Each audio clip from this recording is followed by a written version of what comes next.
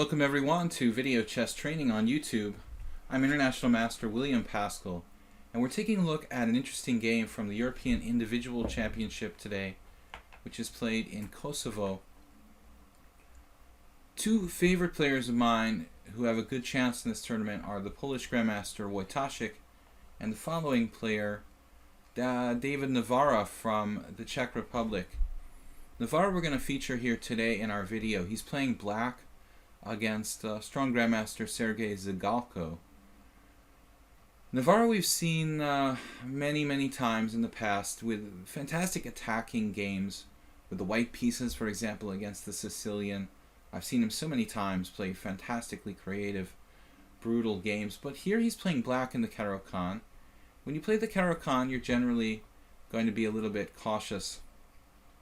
So Zhigalko opens with e4 and Navara c6, now d4, d5, and then e5 from Zhigalko, which is, I think, really a dangerous move, and one of the reasons why a lot of players like myself who maybe don't play the Caro-Kann on a regular basis are reluctant to do so.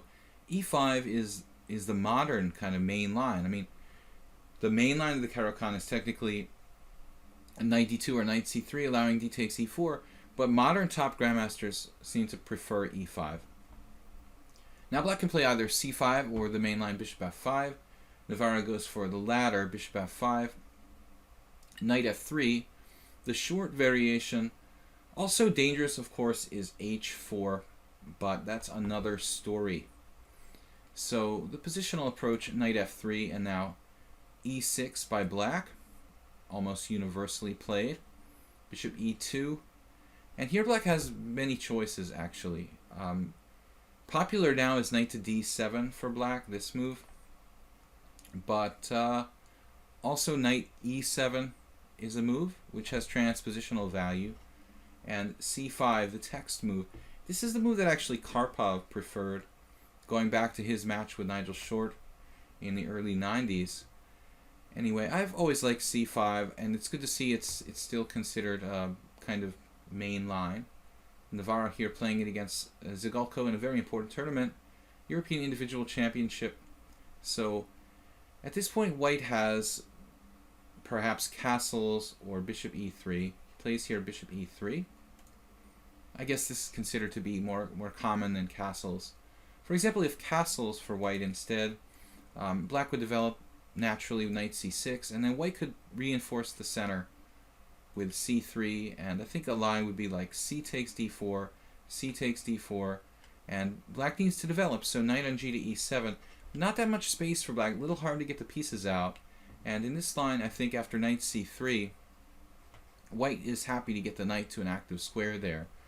After knight c3, black can choose between the older move like knight c8, which has been played by Yasser Seirawan and John Spielman, players like that, or the little more freeing move, bishop g4, which I prefer, which would give the black knight, chances to come to f5 or knight g6. I mean, it may lose time with the bishop a little bit, but I think this bishop g4 seems a little more natural. And I'm not a big fan of putting the knight on c8, though as I said, a lot of Caro-Kann experts are comfortable with that.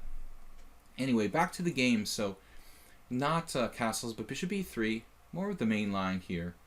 Black has a lot of moves in this position. You can play queen b6, you can play like this, you can play knight to d7 again, knight to e7.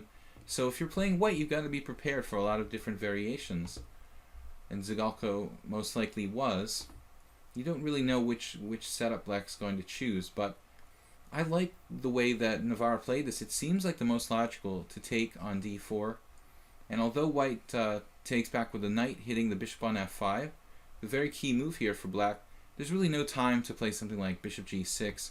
White would open up the white squares with castles and c4 very quickly. Also, bishop e5 check is just a massive threat. I mean, this is just unpleasant in some lines, bishop e5 check. So maybe not the end of the world, but in combination with playing c4, moves like bishop g6 just look too slow. So black develops and defends f5 with knight e7. And one thing that we have to keep in mind when playing this or any kind of closed structure the bishops don't necessarily have as much importance as they might in a very open position. So with a relatively closed structure, black can afford to give up the bishop for a knight, because the knights might very well end up being superior to bishops in a closed situation. So very important move here, knight e7 for black, and we're in kind of mainline theory now. White has choices here. The older line, or at least the move that was trendy in the past, was c4, which is very logical, opening up the white squares. Black doesn't have bishop e4 check, and so c4 is possible, and there's some crazy lines. After c4, some old games, which were very popular for a time, Zhigalko and others, playing this against Anand. Anand playing the Caro-Kann fairly regularly at one point. The line goes c4, knight on b to c6, and then queen a4. And I think this is at least one Zhigalko Anand game. Queen a4, a6, knight c3, and then d takes c4, and castles queenside. It's hard to imagine Zhigalko playing this, but he can play very sharply. Castles queenside, and here queen a5 was the main move. But I wanted to suggest a new idea here I found with the engine, which is queen b8. An interesting move, getting off the d file and putting pressure on the pawn on e5. That's probably worth a try for black in this rather uncommon variation. So going back here to the game, Zhigalko played knight to d2. Knight d2 is a very trendy location for the knight in this variation. In lines where black doesn't play c5, white's been playing knight d2, knight b3 in a lot of advanced Caro-Kann, so maybe he just likes that. But seriously, it's a normal move in this position. Black can just develop. What I like about black's play in this game, it's just very logical, very straightforward developing moves, making the Caro-Kann advanced variation look somewhat solid for black. Knight on b to c6, and then knight f3, reinforcing this Nimzovician sort of position for white, with the pawn on e5 and the blockading square on d4. Bishop e4, this is theory, and it's more active than something like bishop to g6. Bishop e4, castles, and speaking of knight to g6, here black has a choice between knight g6 and bishop takes f3. And the thing is, it can get kind of complicated if knight g6. So I really like black's simplistic approach. Bishop takes f3. Again, as I mentioned, in a closed structure, it's not clear how valuable the bishop pair really is. So I think he's got to protect the pawn on e5. So white has to go back with knight takes f3. I don't really see white being able to sacrifice a pawn there with bishop takes f3. Knight takes e5 wins a pawn for black. It's not clear black has any major issues. So knight takes f3. And now there is the most common move, I guess, knight f5. And I looked at one game. I think the Hungarian Grandmaster Rook Robert played knight f5. Knight f5, bishop f4. This is sort of normal play. Bishop e7, we're following one game Rook played. Bishop e7, bishop d3, bothering that knight on f5, and now knight h4. Knight takes h4. And this position looks a little bit like white's got something. Bishop takes h4, queen g4, two bishops. Black's going to have some sort of threats to defend against on the king side. So I don't know. This doesn't look quite as good as what black did in this game. Knight takes f3, and highly unusual kind of plan in the Caro-Kann, at least in the advanced variation. Knight takes f3, queen c7, and now after queen c7, white needs to be accurate. Now this is the moment where I think Zhigalko faltered in the opening. He should play c4, which is like thematic advance for this whole variation where black gives up the white squared bishop. White's trying to open up the white squares, in particular b5, c4, d5, a4, b3. Get play on the white squares. This move makes an awful lot of sense for white here. But instead of doing c4, where I would analyze d takes c4, bishop takes c4, and there's a game here, several games actually have been played, a number of games. For example, knight g6 is a move, or we could look at knight f5, and I think Hikaru Nakamura has played this with white. Knight f5, queen e2, but the game I used as an example is a game Dominguez-Loznica from 2012. Two very strong players, around 2700-ish. Queen e2, knight takes e3. That's not forced by black, by the way. Queen takes e3 and bishop e7 is Dominguez-Loznica from 2012. I think it's almost equal, but black is a little cramped, so I'm hesitant to call it equal. And Dominguez did go on to win that game. Just hard to believe that white is really that much better with so many pieces traded off. And ops-colored bishops. Some attacking chances for white. Black should hold, but it's a little unpleasant. So that's another way the game could go. Queen c7, and now c4, really, that's the only good plan for white. Instead, Zhigalko played bishop f4. And I think this is actually a little bit dubious for white, because he really needs to get into c4. Now knight g6, and the bishop is the big problem in this game. Bishop g3. This is why I gave this kind of plan a little bit of a dubious sign, because this bishop, you know, is blocked by the pawn on e5, and it seems like from this point forward, Navara's whole plan, his whole game plan, is basically to kill the bishop on g3. And as we watch the rest of the game unfold, you'll see that this bishop on g3, it's just a spectator. It's a defensive spectator. Black never does anything crazy like try to play f6 or f5. He doesn't touch his f-pawn. He can play without even moving it. So he just is able to play as if the bishop on g3 isn't really a participant. Castles queenside. This is a novelty. Played in this position prior is bishop e7, which is like a normal move. In the game Asena versus Peralta 2011. Totally typical way for black to play. It's probably about equal, though white maybe has a little more space. But anyway, another interesting move is h5.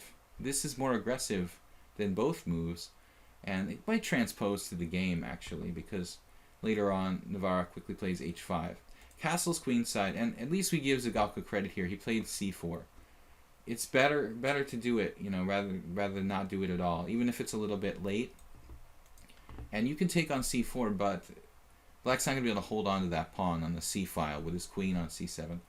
So he doesn't mess around here taking on c4. He'd rather have white take on d5, and Navara plays h5. And here, white responded with h4. I'm not sure that h4 is better than h3. h3 is more passive, but it also wouldn't commit our pawn to being on h4, where it's kind of a target. I think that Zhigalko is an aggressive player. He doesn't like to have less space. Maybe he wants to use the g5 square later on, but h3 would be a little bit safer. Okay, he plays h4, and then normal prophylactic move here, king b8, c takes d5, rook takes d5, and probably white should play queen c2. The queen is centrally placed there, and sort of indirectly defends e5 by taking out the queen on c7 effectively. So I'm not sure black can ever actually take on e5, but there's pins of the bishop on g3. I said the point was to kill the bishop on g3, so I'm not really sure ever taking this pawn on e5 is really on black's agenda, as long as that bishop's on g3. It's very double-edged. So I like queen c2, and instead Zhigalko played queen a4. His queen was kind of a problem. He had a lot of interesting moves with the queen in this game, never really found the right path. Queen a4, although not a bad move, I think queen c2 I like a little bit better. Something like queen c2 with the idea of a3 and b4. Queen a4, and now bishop e7. And the position is equal here. Black is not better really yet, although I guess I prefer black in terms of, you know, white having that bad bishop on g3. So bishop e7, rook fd1, and I think around here white starts to slowly lose from this equal position. Rook on f to d1, rook on h to d8, and now white doesn't have to exchange on d5. I think he just saw this queen going to e4. He wanted to guard his pawn on e5. But I'm not sure it's really a threat for black to take the pawn on e5 again, because the bishop on g3 becomes so powerful there. Plus this h5 pawn is hanging in some lines. So Zhigalko should just play a3 in this position. Simply a3, expanding with b4, b5. If black exchanges on d1, he just takes back and he's comfortable. And again, the pawn on h5 is always hanging in a lot of lines if black tries to win the pawn on e5. So it's not necessary to protect e5 again here. A slight inaccuracy by Zhigalko. Doesn't seem like anything earth-shaking, but he does give up the file temporarily here. Rook takes d5, rook takes d5, bringing the rook to an active square, and having to spend more time to play rook d1 now. Queen e4. Here's an interesting possibility. A3, productive move. Knight takes e5, knight takes e5, knight takes e5, bishop takes h5, for example. There's absolutely nothing for black here in doing this. I mean, I think that black might even be slightly worse after opening up the positions. So there's no reason that Zhigalko has to protect this pawn. It's just a kind of a move based on generalizations. Queen e4, nothing concrete. And now Navara starts looking for something concrete. He plays queen b6, targeting a pawn on b2. And I have the feeling this is where black starts to kind of get the upper hand. I don't know what exactly white should do. Bishop c4 seems okay. Rook d8. And now it looks like optically white is good, but the bishop on g3 is just not a very good piece here. The two knights seem to be better than the two bishops. So it turns out that, like so many closed structures, the two bishops are overrated, shall we say. Obviously, Navara understands this perfectly. He's probing the position to try to get some extra pawn or win a pawn on b2 here, get some weaknesses on the dark squares going, and that's exactly what happens. Here, white could have played bishop takes e6 in this position. Instead, he played passive weakening move b3. It's easy to criticize white in hindsight, but maybe it would be better to play bishop takes e6. Bishop takes e6, f takes e6, queen takes g6, queen takes b2, rook f1, and this is the line I looked at. Queen takes a2, queen takes g7 with a very sharp position. Suddenly, black and white have competing pawn majorities, but black's looks a little faster after a5. You see white's pawns are having trouble moving forward, in particular because of the bishop on g3. And the a pawn can just mow down the board really fast, so maybe black is just better here. This is what Zhigalko was afraid of, I don't know. He played b3, and now the moment of truth, knight d4. And this is doing several things. I mean, first of all, trading off white's only knight in a pretty closed structure, and secondly, undermining the pawn on h4. Knight is one of the guardians of the pawn on h4, and I think also beginning a position where he can focus on the dark squares in particular. Knight to d4, slight advantage to black, and now white missed a move, queen e3. This is a tough move to find, like trying to get an exchange of queens. This is an engine move, queen e3, when white's probably okay after knight f5, queen takes b6. I'm not sure black doesn't have any other moves there, but eventually white's going to play rook d1 and force some kind of resolution of the situation. So that's an idea. He played rook d1, very average move, and then knight f5. And we see the h4 pawn under attack here by 3 pieces, the bishop hanging on g3. So it looks like a relatively harmless position, but the noose is kind of tightening here. I mean, white is really under some pressure, and it's amazing how Navara can win a game like this with really very little risk. Knight f5, rook takes rook, queen takes, and white finds a good move here. Bishop e2, realizing there's nothing going on with the bishop on c4, he's guarding d1 and he's attacking the h5 pawn indirectly. So Zhigalko is still in the game. Then things got kind of weird. Again, a probing attacking move, queen a5 from Navara, and white probably missed a drawing move here, basically with queen a4. The very invasive threat of queen e8, and although black would be a tiny bit better in this ending, after queen takes a4, b takes a4, objectively I don't think black should win. in this ops color, what would likely be an ops color ending if black takes on g3 at some point. So that was really the chance to save the game. Instead, he liked his queen on e4. It looks so pretty, this centralized queen on e4, but it's really stuck there without any other piece to coordinate with it. Maybe if he could get in bishop f3 somehow. He plays a4. I think this is a blunder because queen a4 was the key move. And after bishop c5, bishop c5, threatening knight takes g3, we see, as I said, the dark squares, black's focusing on dark squares, knights attacking dark squares, knights attacking dark squares, queens attacking dark squares, bishop attacking dark squares. So it's a complete coordinated attack by all four Navara pieces on the dark squares. And the white bishop on e2, it can't help defend. He has just 3 pieces that can protect on the dark squares. So black has a big initiative after bishop c5, clear advantage to black. Now king h2, another probing move, queen b6. And white's position is tough here. It's really, really ugly. Probably the only move that has a chance to hold is knight g5. It's a difficult position. I won't criticize Zhigalko for losing here. I probably would have lost too, but knight g5 is a good try, and the ending is not clear at all. Bishop takes f2, bishop takes f2, queen takes f2, and then bishop f3. This is the idea that I was talking about, coordinating something with that powerful queen in the center. And white can actually force an ending where he's a pawn down, but it looks drawable, maybe, for white. After queen takes h4, queen takes h4, knight takes h4, bishop takes h5, knight takes e5. This is forced. Knight takes f7, and I think that black should keep the pieces on the board with knight c6. Clear advantage to black up a pawn, but white has some drawing chances with the bishop, and the fact that black has 2 isolated pawns. I'm not sure, with a limited amount of pawns, I'm not sure white is necessarily winning here. A somewhat forced variation. So after queen b6, it was really tough. I mean, white just couldn't defend f2 directly, and he kind of freaked out.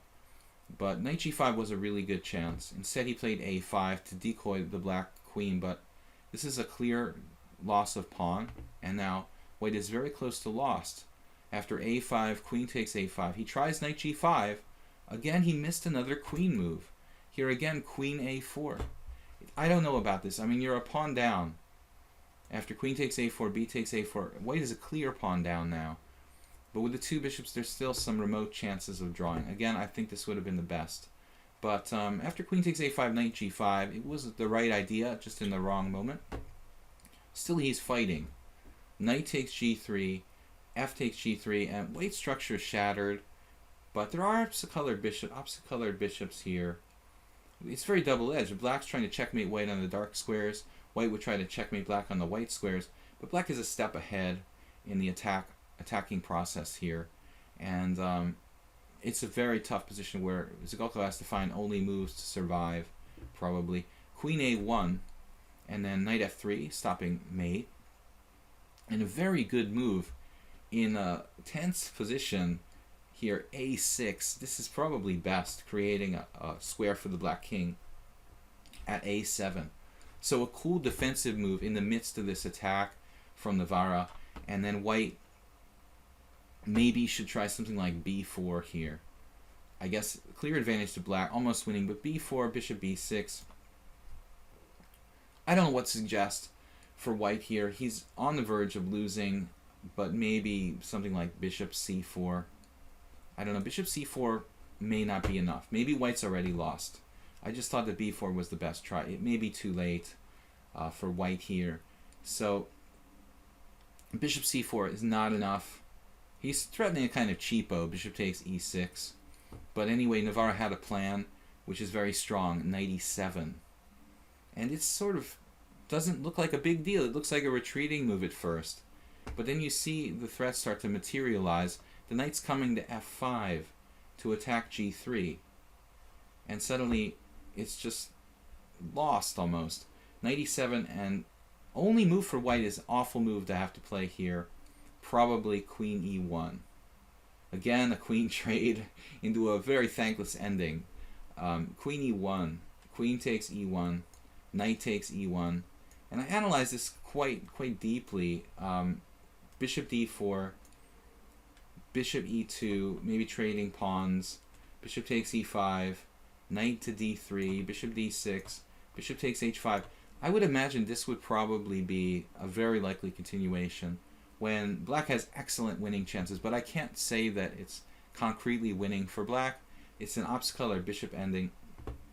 To go a little further, g6, bishop f3, f5, this powerful pawn duo, almost like connected passed pawns, but not quite. But he does have a very powerful passed e-pawn, and I think black has excellent winning chances in this ending from this point forward. If this had happened, this was really white's best chance, only chance. But after 97, Zhigalko, maybe in time pressure or just simply, running out of options, played queen h7, and a sort of desperate move attacking some weak pawns. But black has a concrete mating attack here. Knight f5. Knight f5, and again, knight coming attacking g3, bishop coming to f2, and the queen attacking g1 in tandem with the bishop. Everything attacking the dark squares, g1 and g3. And Zhigalko simply can't defend in time. He tries bishop d3, but there is no defense. Bishop d3, and the beautiful finish here, knight h6. Knight h6, the key move because it shields this pawn on h5 from capture. If you play knight e3 here, for example, knight e3, there's no win because white can play queen takes h5 and gain control of the g4 square. So after bishop d3, the only winning move, I guess, is knight h6, which shields the h-pawn from capture and threatens the devastating knight g4 check, followed by queen h1 and mate on h2. And there's absolutely nothing that white can do. He resigns. So really beautiful positional game by Navara with black in an advanced Caro-Kann. I mean, the Caro-Kann we think of as a good defense, but I mean, in this case, it was like a positional weapon where he was able to outplay white, who was a little bit overextended. Showed an excellent understanding on Navara's part of, how to use the knights in a semi-closed position, playing against the bishop on g3, and just excellent kind of primer on how to play this variation for black in the advanced Caro-Kann. So thanks everybody for joining me here at Video Chess Training on YouTube. I'm International Master William Paschall again. This was the game Zhigalko versus Navara from the European Individual Championship, and it was an exciting battle. Navara with a very good chance in this tournament to take it down. If you liked the video, please don't forget to like and subscribe here on YouTube. Take care and bye-bye.